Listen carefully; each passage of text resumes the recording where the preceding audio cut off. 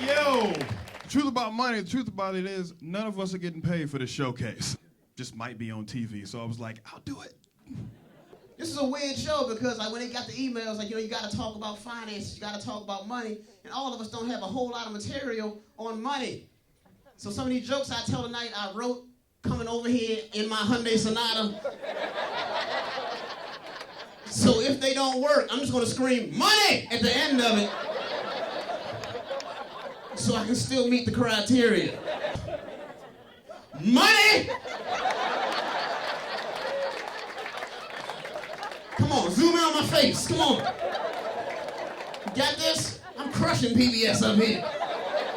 PBS don't know what hit them. Everything is so expensive. You gotta make money in this economy. You gotta make money. My grandmother is in a nursing home down in Chesapeake, Virginia. It's $4,000 a month for her to stay there. I can't afford to keep her there. So I was trying to think of a place where she could be cared for that wasn't so expensive. And I remembered my grandmother ran a house cleaning service for 25 years. And she never paid taxes on the money that she earned. So I called up the IRS.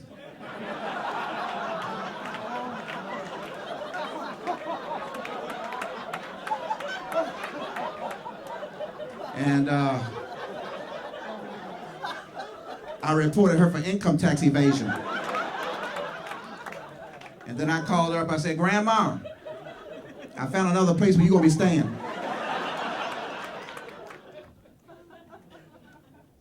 The one thing, I have a savings account, which a lot of people like, it's like the dumbest investment you get. What's wrong with the savings account? What's wrong with just having a simple interest? That's a fantastic investment, you know? Put your money in a savings. You know who didn't use savings accounts? Pirates. That's right. Pirates did not use savings accounts. And what's not around anymore? Pirates. Why? Because pirates put their money in the ground. You know what's a terrible store of wealth? Grog and wenches. That's right. Pirates are no longer on this earth because they never let the magic of compound interest go to work for them. So, I became a landlord last summer. Rented out my condo with dreams of moving to New York and becoming a star. Winded up with a squatter who hasn't paid me in 7 months.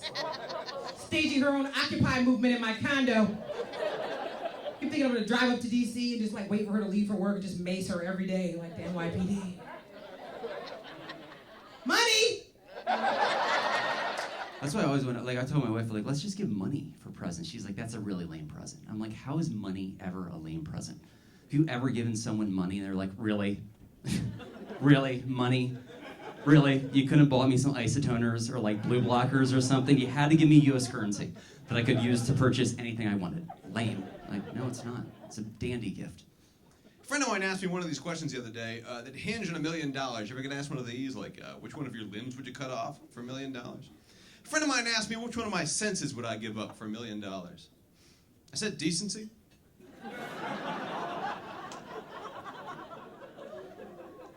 The economy's in bad shape. They're laying off, they're downsizing. They're laying off everywhere, even at the zoo. I went to the zoo, and the animals was laid off at the zoo. The monkeys was working a double shift over in the panda cage. I went to go see the pandas. There was a monkey. He dressed up like a panda. He's sitting in the cage talking about, I'm a panda. I said, you're not no panda. I just seen you over in the monkey cage. He was like, look, we had a lot of layoffs. I had to pick up extra shift. Just take the picture and move on.